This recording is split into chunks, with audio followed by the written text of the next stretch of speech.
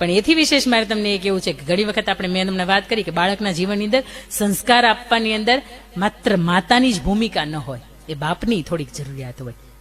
પણ અહીંયા હજી થોડુંક ઓછું છે, કારણ કે 9-10 વાગે એટલે ખોખો પડી જાય, આપણે હુઈ જતા હોય. વધીને 10:30 તો માંડ થાય. ગામની અંદર કોઈ જાગતો ન હોય. આજ મેં તમને જગાડ્યા છે એટલે હું કઈ પાપ નથી કરતી, પણ હારા જ કામ કરું છું. પણ એ તે મેં તમને જગાડ્યા છે ને, એ એક લેખે જગાડ્યા છે. પણ એની અંદર જયારે બાપનો રોલ આવતો હોય ત્યારે આપણે એ નથી ખબર હોતી કે આપણા બાળકના છેલ્લે પરીક્ષાની અંદર કેટલા ટકા આવ્યા હતા. હવે હું તમને અહીંયા પિતા તરીકે બેઠા હોય ને તમને પૂછું ને કે 5 હિરોઈનના નામ બોલો કે 5 હિરોઈનના નામ, હીરાના નામ બોલો, તો તમે મજાની રીતે બોલશો. પણ હું તમને એમ કહું કે તમારા બાળકો ગઈ વખતે 7મું ભણ્યું હતું, અત્યારે 8માં છે, તો 7મા મહિના ગણિત, વિજ્ઞાન, હિન્દી, સમાજ વિદ્યા, પર્યાવરણની અંદર કેટલા માર્ક આવ્યા તો એ ખબર નહીં હોય. ક્યાંક આપણે એ ભૂલ કરીએ છીએ કે આપણા મિત્રોની સાથે કે પાનની પિચકારી મારવા માટે આપણે ગલ્લા ઉપર બેસી જઈએ છીએ, ત્યારે આપણા ખરા અર્થની અંદર આપણો પરિવાર અને પરિવારથી વિશેષ નાના આપણા સંતાનો છે ને, એના જીવનની અંદર જે સમય આપણે જીવનની અંદર સમય આપવાનો હોય એ સમય ભૂલી જઈએ. એટલે પછી 25 વર્ષ 30 વર્ષના થાય ને એમ કે દાદાની યાર આપણે બિલકુલ નહીં ફાવે. કારણ કે દાદા જયારે 25 વર્ષનો, એ 5 વર્ષનો હતો ને ત્યારે એને જે સમય આપવાનો હતો ને એ આપ્યો જ નહોતો. પણ એમાં આજનું યુવાધન તમને ખબર છે, એક એવી બોટલ છે, અહીંયા આપણે દારૂબંધી છે, ફરીથી ટક ટક અહીંયા આપણે દારૂબંધી છે, પણ એક એવી બોટલ છે કે જે તમે કોઈ પણ બાર ઉપર જાઓ તો તમે એમ કહો ને કે પટેલ બ્રાન્ડ આપો તો એ તમને આપે. કદાચ ભાઈ અહીંયા બેઠા છે, ભાવેશભાઈ, કદાચ હું એવું માનું છું કે આ બાબતથી કદાચ ત્યાં આ સંસ્કૃતિ છે દ્રાક્ષની, કારણ કે આપણે એની સંસ્કૃતિ છે રુદ્રાક્ષની સંસ્કૃતિ છે, કદાચ આપને ખ્યાલ હોય. કોઈ પણ તમે બાર ઉપર જાઓ ને ત્યાં તમે એમ કહો ને કે પટેલની બ્રાન્ડ આપો તો એને ખબર છે કે રોયલ સ્ટેજ જ માંગશે, એને એ જ આપે.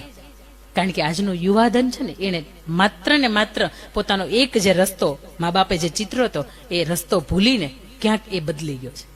એ રસ્તો બદલાયો છે ને એટલા માટે જ કેટલાય પરિવાર હતા, કેટલાય માળા હતા, કેટલાય પંખીડાના નાના નાના હતા, એ વિખાયા છે. આજનો યુવાન છે એ વ્યસનના માર્ગે ચડ્યો છે. મેં શરૂઆતની અંદર વાત કરી હતી. અને વ્યસન એટલે નશો કોને કહેવાય? નશો શેનો હોય? અત્યાર સુધી અંકિતાબેન બહુ સારા લાગતા હતા, બહેનો માટે વાત કરતા હતા, અને અત્યારે કદાચ એમ થશે કે ભાઈઓને હવે અમને ચીપિયામાં બરાબરના લીધા છે. પણ નશો શેનો હોય? આ ગુટખા, પાન, માવો, મસાલો, 135નો વગડીયો માવો, પછી જો મને ખબર તો હોય ને, હું સમાજમાં રહું છું, તમારા જેવા ઘણા લોકોને રોજ મળું છું. વિમલ, પછી પાન પરાગ, પછી થોડાક આગળ વધીએ તો ઈંડા, લાલ પાણી, લીલું પાણી, પીળું પાણી, કેટલાય પ્રકારના પાણી, આ ગાંજો, ચરસ, ડ્રગ્સ. હું એવું માનું છું કે આ બધા નશા નથી. 2 રૂપિયાની જેમ મજા આવતી હોય ને એમાં એને જે મજા આવતી હોય તો એને પરિવારની અંદર તો એને બિલકુલ મજા ન આવતી હોય. કારણ કે એને 2-5 રૂપિયાની જે પડી ગઈ છે એની અંદર જ વધારે મજા આવતી હોય. પણ મારે એ કેવું છે કે પીવા જેવું ઘણું છે આ દુનિયાની અંદર. તમે 10 રૂપિયાનો કે 20 રૂપિયાનો ગ્લાસ દૂધ ભરીને જે પીતા હોય ને ઈ પીવા જેવું છે. પીવો હોય તો સરદાર વલ્લભભાઈ પટેલને પીવાય, પીવો હોય તો હમીરજી ગોહિલને પીવાય, પીવો હોય તો ગાંધીજીને પીવાય, પીવો હોય તો મહારાણા પ્રતાપને પીવાય, પીવો હોય તો શિવાજી મહારાજને પીવાય. કારણ કે આ નશા એ હાચા નશા છે.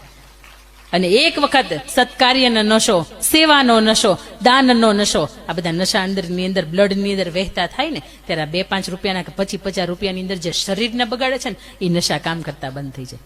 એક સાયકોલોજીનો નિયમ છે કે તમે દુનિયાની બહાર નીકળો, ઘરની બહાર, અને 7 વખત જે વસ્તુ તમે એક ધારું જોવો ને એટલે તમને એમ થાય કે મારે હવે એ કરવું છે. એટલે 1000 કરોડના બોર્ડ ઉપર જે સલમાન ખાન તો નહીં, શાહરૂખ ખાન ને, અક્ષય કુમાર ને, ત્રીજો અજય દેવગન, આ ત્રણેયને બેઠાડી દીધા છે ને એમ કે બોલે જુબા કેસરી, હાવ ખોટા. વયું જાય બધું. 1000 કરોડ એને દીધા છે ને ત્યારે એ ત્રણેય એવું કીધું છે આમ ને આમ ને કંઈક એક્સિડન્ટની અંદર કરે છે ને એમાંથી પાછા ત્યારે 1-2 તો નીકળી ગયા. કારણ કે એને ખબર પડી કે આપણી પબ્લિસિટી સ્ટન્ટ આવી રીતે નહીં થાય. એમાં રાજાને રજવાડાનું વયું ગયું છે, આપણું શું ન છે? આપણા ખીચાની અંદર 50 રૂપિયા હોય એ વયાનો છે, 50 હું આખું ધોવાઈ જઈએ આપણે. પણ એના માટે મારે બગસરાનો કેલાલ આપણે ઓળખતા છું, અને એટલું નજીક થાય છે અહીંયાથી બગસરા, કારણ કે અમરેલી જિલ્લાનું જ ગામડું છે. એ બગસરાનો કેલાલની મારે તમને વાત કરવી છે કે નશો ખરા અર્થની અંદર કેવો હોય અને કેમ મુકાય. કેલાલ જાદુગર વિશ્વનો પ્રસિદ્ધ જાદુગર થયો. એટલે ધીરુભાઈ અંબાણી આપણા અહીંના, એટલે એની સાથે જે જોડાયેલું કપૂર ખાનદાન હતું એ ક્યાંક પાર્ટનરશિપમાં હશે, અને કપૂર ખાનદાનને એવું થયું કે આ કેલાલ આખો વિશ્વ વિખ્યાત થયો અને એને મારે પાર્ટી આપવી જોઈએ. એટલે એ દ્રાક્ષની સંસ્કૃતિ તરફથી રુદ્રાક્ષની સંસ્કૃતિની અંદર મારે ક્યાંક ફેરવી નાખવી છે. એટલા માટે કેલાલને એ પાર્ટી અંદર બોલાવે છે અને જેટલી પણ મુંબઈની સેલિબ્રિટીઝ કહેવાય એ 1 to 1 એક પણ વ્યક્તિ બાકી ન રહી જાય એવી રીતે ત્યાં ઉપસ્થિત હતી. અને એ કેલાલ જાદુગરને એવું કહે છે કે હવે તમે થોડીક લેવાની શરૂઆત કરો ને, એટલે પાછળની આ પાર્ટી છે એ આખી લેવાની શરૂઆત કરે. ત્યારે કેલાલ જાદુગર એવું કહે છે કે હું નથી પીતો. ત્યારે રાજ કપૂર એવું કહે છે કે તમારે થોડુંક તો લેવું પડે, તમે એમ કરો કે આ એક ચમચી જેટલું લઈ લો. ફરીથી કેલાલ જાદુગર એમ કહે છે ભાઈ તું રહેવા દે, હું નથી પીતો. એટલે શમ્મી કપૂર એનો કાખલો પકડે છે, એને સુવડાવી દે છે અને એના મોઢાની અંદર બોટલ નાખે છે જબરદસ્તીથી, અને એવું કહે છે કે હું નથી પીતો. એવું કહે છે કે તારે પીવું પડશે, તો કે હું નથી પીતો. એટલે રાજ કપૂર એવું કહે છે કે તે તો મારા બાપની ઇજ્જત ન રાખી, મારા બાપના હમ તારે પીવું પડશે. ત્યારે કેલાલ જાદુગર એમ કહે છે કે હું પીતો હતો, પણ મેં જેથી છોડ્યું ને તેથી મારે હાથ પેઢીના હમ ખાઈને છોડ્યા હતા, એટલે આજ તો તારા બાપના હમ આપશો ને લાગે નહીં. છૂટી હકે 55 વર્ષે મેં 62 વર્ષના દાદાની બીડી પીતા છોડાવ્યા અને પરમેનન્ટ નથી પીધી. આજે લગભગ 10 કે 12 મહિના થઈ ગયા, 8-10 મહિના તો થયા જ, એ દાદાને હજી એમ નથી. પણ હું તો એમ કહું છું કે દાદા કદાચ બીડી પીતા હોય કે થોડુંક માવો ખાતા હોય, વગડીઓ ખાતા હોય, એની યાર મારે કઈ તકલીફ જ નથી. પણ જે નાની સંઘ છે ને એને જે ચાલુ કર્યું છે ને તકલીફ ન્યા છે. કારણ કે કદાચ એને એનું જીવન જે જીવવાનું હતું, જીવનની અંદર જે કરવાનું હતું એને કરી દીધું, પણ ક્યાંક આપણે યુવાનો તરીકે જયારે આપણો રાહ ભટક્યા છે ને એ તકલીફ છે. અને એને જયારે પ્રમુખ સ્વામી મહારાજે એવું કીધું કે કેલાલ તું તો હજારો શો છે, એ લાખો શો છે એ કરે છે, અને લાખો યુવાનો છે એને તું તારું મેજિક બતાવી છો, તું એમ કર ને કે ને એક વ્યસન મુક્તિનો સંદેશો મૂક. વ્યસન મુક્તિનું એક મજાનું અભિયાન છે, એવું એક મેજિકલ શો ની અંદર બતાવે ને છેલ્લે એવું કે તમને અહીંયા બેઠા હોય ને કોઈ એવું લાગતું હોય કે મારે વ્યસન મૂકવું છે, તો એક નાનકડો એવો અગ્નિકુંડ પ્રજ્વલિત રાખે અને એની અંદર ફેંકતા જાય. લાખો કરોડો યુવાનને એને મુકાયું. એ જયારે ભારતની અંદર આવ્યો ત્યારે ગુટકા કંપનીએ એને એડવર્ટાઇઝ કરવાનું કહ્યું, ને એને એવું કહ્યું કે કોલેજના વિદ્યાર્થીઓ હોય ને એવું કહેતા હોય કે મજા નથી આવતી, ત્યારે તારું તે મેજિકલ જેકેટ હોય ને અંદરથી એક પડીકી બારી કાઢવાની અને એમ કહેવાનું કે લેવા મજા, આની અંદર તમને મજા આવશે. ત્યારે 25 લાખનો એને ઓફર કરી હતી. ત્યારે કેલાલ જાદુગર એમ કીધું હતું કે નહીં, હું આ નહીં કરું. પછી ફરીથી પેલા એવું કીધું તને 50 લાખ આપવામાં આવે, તને 75 લાખ રૂપિયા આપવામાં આવે. એને એમ કે આને પૈસા ઓછા પડતા હશે. ત્યારે પણ પેલા એવું કીધું હતું હું નહીં કરું, કારણ તો કે મેં વિદેશના લોકોને પણ જો મેં મારી સંસ્કૃતિ તરફ ભેળવા હોય તો હું મારા અહીંના જે યુવા ધન છે ને એને મારા પર્સનલ સ્વાર્થ માટે હું એને વ્યસન તરફ ન દોરી શકું. આ કેલાલ જાદુગરની વાત આપણને શીખવે છે કે કદાચ 50 નહીં 55 વર્ષની ઉંમર થાય ને તો એ મુકાય. આ રાજકોટના 1995-98 ના કિશોરભાઈ, મારે તમને એ વાત મૂકવી છે, 30 વર્ષની ઉંમર, રાજકોટની અંદર પહેલી મર્સિડીઝ આવી હોય ને તો એમના ઘરે, કારણ કે હાંજ પડતા 1000 કિલો ચાંદીનો વેપાર કરે આવો માણસ. એટલે ધનાઢ્ય તમે સમજી શકો કે પહેલી આજથી 95-98 ની અંદર જયારે મર્સિડીઝ એની અંદર ગામની અંદર આવી હોય, રાજકોટની અંદર પહેલી મર્સિડીઝ, એટલે તમે સમજી શકો કે એ માણસની અમીરાઈ કેટલી હશે, ખાનદાનની સમૃદ્ધિ કેટલી હશે. એ માણસને માવો ખાવાની ટેવ. પત્નીએ ખૂબ કીધું, ખૂબ સાધુ સંતમાંની અંદર માનતા હતા, સ્વામિનારાયણ સંપ્રદાયની અંદર માનતા હતા. સાધુ સંતોએ ખૂબ કીધું કે આ એક વાત સારી તારી એવી કે બધુંય તારું ગમે છે પણ આ એક નથી ગમતું, તારે મૂકવા જેવું છે. પણ પેલાને ગળે ન ઉતરે આ વાત. પણ આખી જિંદગી 30 વર્ષનો માંડ સમયગાળો હશે. એક વખત લોહીની ઉલટી થઈ, ડોક્ટરને બતાવ્યું, ટીલાળા સાહેબ કરીને ત્યાં ડોક્ટર હતા, એને એવું કહ્યું કે કદાચ મને કંઈક થોડુંક ગંભીર લાગે છે, તમે મુંબઈ જતા રહ્યો. અને ત્યારે મુંબઈની હોસ્પિટલની અંદર ગયા, રિપોર્ટ કરાવ્યો અને ખબર પડી કે 4થા સ્ટેજનું કેન્સર છે. નાની નાની 3 દીકરીઓ હતી, પત્ની હતી, વિધવા માતા હતા, પપ્પાની હયાતી નહોતી. ઘરની અંદર તો કે મારા ગયા પછી બધાય પુરુષ મટી જશે, બધી સ્ત્રીઓ રહેશે, મારી માં રહેશે, મારી પત્ની રહેશે, 3 નાની નાની ઢીંગલીઓ દીકરી રહેશે. એટલે ડોક્ટરને એવું કહે છે કે તમારે જે પણ ટ્રીટમેન્ટ કરવી પડે એટલી કરો, પણ મારા જીવનને તમે બચાવી લ્યો. મારે કોઈ પણ સંજોગોની અંદર બચી જવું છે, મારે જીવવું છે. ત્યારે ડોક્ટર એવું કહે છે કે તમારે ઘટતા હોય ને તો તમે મારી પાસે લઈ જાઓ, પણ દુનિયાની અંદર જ્યાં પણ ટ્રીટમેન્ટ કરાવી હોય ત્યાં તમે ટ્રીટમેન્ટ કરાવો, પણ તમારી પાસે 1 મહિનાથી વધારે સમયગાળો નથી. અને ત્યારે એના પત્નીને કહે છે કે જે કંઈ પણ સેવા થઈ શકે, જે કંઈ પણ પુણ્ય થઈ શકે તમે કરો. અને એ ત્યાંથી ફરીથી રાજકોટ આવે છે. કરોડોની સંપત્તિ હતી, એ સંપત્તિની વહેંચણી કરે છે, લોકોને જેટલાને જરૂરિયાત હોય એટલાને આપે છે. અને 1 મહિનો પૂરો નથી થતો અને 26મો દિવસ આવે છે અને દિવસ ઢળે નહીં એ પેલા પોતાનો જે જીવનનો સૂર્યાસ્ત છે એ ઓલવાઈ જાય છે. અને એ જ્યારે દેહાંત થઈને એની જ્યારે સ્મશાન યાત્રા જતી હતી અને એ જે માતાનું આક્રંદ હતું, એ જે પત્નીનું આક્રંદ હતું, અને એ જે 3 દીકરીઓ રડતી હતી અને એનું આક્રંદ હતું ને સાહેબ, મારે એવું કહેવાનું જરૂર કે જીવનની અંદર કોક એવું કહેતું હોય કે આ ખોટું છે, આ વ્યસન છે, એ જીવનની અંદર તમને બરબાદ કરી નાખશે, પણ ત્યારે થોડુંક સમજવું, કારણ કે આપણા ગયા પછી ઘણો એવો ખાડો ઘરની અંદર પડી જશે કે આખું ઘર હોમાઈ જશે ને તોય નહીં પૂરાય. આ વ્યસન તમને ક્યાં દોરીને જાય છે ને એ નથી ખબર. ને વ્યસન મને એટલા માટે અહીંયા કહેવાનું મન થયું કે કદાચ બાને હું એવું માનું છું કે એ સમયની અંદર એક પણ જાતનું વ્યસન નહોતું, તેમ છતાંય ભગવાનને લખ્યું હશે કે ક્યાંક કેન્સર હું શરીરને આપું અને આ શરીર છે એ નષ્ટ થઈ જાય. જો કંઈ નહોતા લેતા એમને પણ ચાન્સ હોય તો આપણા જીવનની અંદર કદાચ વ્યસન હોય તો આ પવિત્ર મંચ ઉપરથી આપણે તિદાંજલિ આપીએ કે આ વ્યસન આજથી હું છોડું છું. 2 વર્ષનું બાળક હોય ને એ માતાનું ધાવણ છોડી શકે તો આપણે એના કરતા મોટા છીએ, એના કરતા સમજદાર છીએ, અને એના કરતા સારું શું છે અને સાચું શું છે આ સમજવા વાળા છીએ. બની શકે તો થોડોક તમાકુ વાળો ખાતા હોય ને તો એ ન ખાતા વગડીઓ ખાજો, પણ થોડુંક નહિવત પ્રમાણની અંદર આ વ્યસન છોડજો, કારણ કે વ્યસન છોડ્યા ને તો જીવન છે. અને અંતિમ વાત મારે તમને એ લેવી છે કે આપણા સૌને કોઈ પણ એક વ્યક્તિ તરફથી જો જીવન મળતું હોય તો એ સૌથી મહત્વનું પાત્ર આપણા જીવનની અંદર એટલે કે માં. આપણે એટલા માટે કહેતા હોય કે મુખેથી બોલું માં અને મને હાચે જ નાનપણ સાંભળે, પછી મોટપની મજા મને કડવી લાગે કાગડા.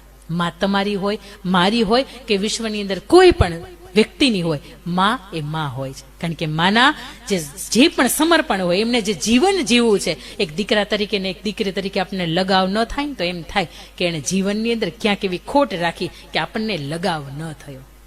અને મા માટેની મારે એક સત્ય ઘટના આપણે પ્રસ્તુત કરવી છે કે એક નાનકડો 5-7 વર્ષનો દીકરો હોય, એની માતાની સાથે વિધવા માતા હોય, એમની સાથે સૂતો હોય અને જુએ છે કે અચાનક જાગી જાય છે તો કોઈ 2 રાજાના વેશની અંદર પુરુષ ઊભા હોય ત્યાં. એટલે એને પૂછે છે કે તમે કોણ છો? 5 વર્ષનો બાળક એવું પૂછે છે કે તમે કોણ છો? ત્યારે પેલા 2 પુરુષો એવું કહે છે કે અમે યમદૂત છીએ. ત્યારે યમદૂતો એવું એને પૂછે છે બાળક કે તમે શા માટે આવ્યા છો? તો કે હું જીવ લેવા માટે આવ્યો. તો કે કોનો જીવ? તો કે તારી માનો જીવ લેવા માટે આવ્યો છું. એ બાળક તો 5 વર્ષનું ખૂબ રડવા માંડે છે. અરે હું કોના સહારે જીવીશ? તમારે જીવ જ જોતો હોય તો તમે મારો લઈ જાઓ ને, તમે મારી માનો જીવ લેવા કેમ માટે આવ્યા છો? ત્યારે પેલા યમના દૂત એવું કહે છે કે આ અમે ખરા અર્થની અંદર જીવ લેવા તો અમે તારો જ આવ્યા હતા, પણ રસ્તામાં તારી માં મળી ગઈ અને તારી માએ પૂછ્યું કે તમે શા માટે આવ્યો છો, ને એને અમે એમ કીધું કે તારા બાળકનો અમે જીવ લેવા આવ્યા છીએ. ત્યારે એવું કીધું કે કેટલાય દી સુધી પગતવાળા મેં માનતાઓ કરીને ત્યારે બાળકનો ચહેરો મેં જોયો છે. અને તમારે કદાચ એક જો જીવ જોતો હોય ને તો તમે મારો લઈ જાઓ, પણ મારા ચાંદ જેવો મુખડો વાળો બાળક મારે જે ઘરને આંગણે વર્ષો પછી આવ્યો છે ને, તમે એને છોડી દો. અને એ ડીલ છે અમે તારી માની સાથે કન્ફર્મ કરી છે, એટલે અમે તારો નહીં પણ તારી માનો જીવ લઈને જઈએ છીએ. સાહેબ, આપણા જીવનની અંદર ભગવાન પ્રાણ લેવા માટે આવે ને તો એ ભગવાનને પાટું મારી દે, એ તારે જોતું હોય તો મારું લઈ જા, પણ મારા બાળકને રહેવા દે. આ માં છે.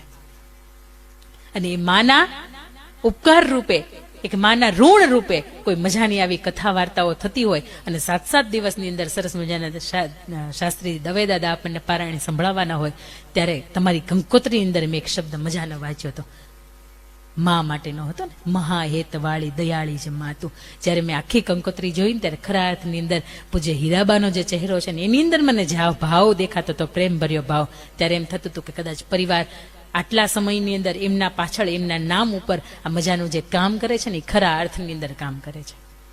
એટલે મા માટે તો કદાચ મીઠા મધુ ને મીઠા મેહુરા લેલોલ, એનથી મીઠી મોરી માત જો, આ જનનીની જોડ સખી નહીં જડે રેલોલ. આ જનની આપણી મા એટલે એવી મા કે જેના જીવનની અંદર બધું જાતું કર્યું છે. કદાચ આપણા બાપ ખીજાણા હશે ને તો એની સામું એને જવાબ આપી દીધો છે, મારો દીકરો છે, એ મારી દીકરી છે, એને તમારે ન કહેવાય. એક નાનકડી એવી દીકરી હતી અને એની માં માંડ બચી, એનો જન્મ થયો હતો ત્યારે, અને દીકરીને થોડીક મોટી થઈ 10-12 વર્ષની, અને એને કોઈ એવું કહ્યું કે તારો જયારે જન્મ થયો ને ત્યારે તારી માં હતી ને માંડ બચી હતી. ત્યારે દીકરી એની માને પૂછી, હે માં એવું હતું? એટલે એ માં એવું કહે છે કે હા બેટા, તારો જયારે જન્મ થયો ને ત્યારે મારો ભગવાને માંડ જીવ આપ્યો હતો.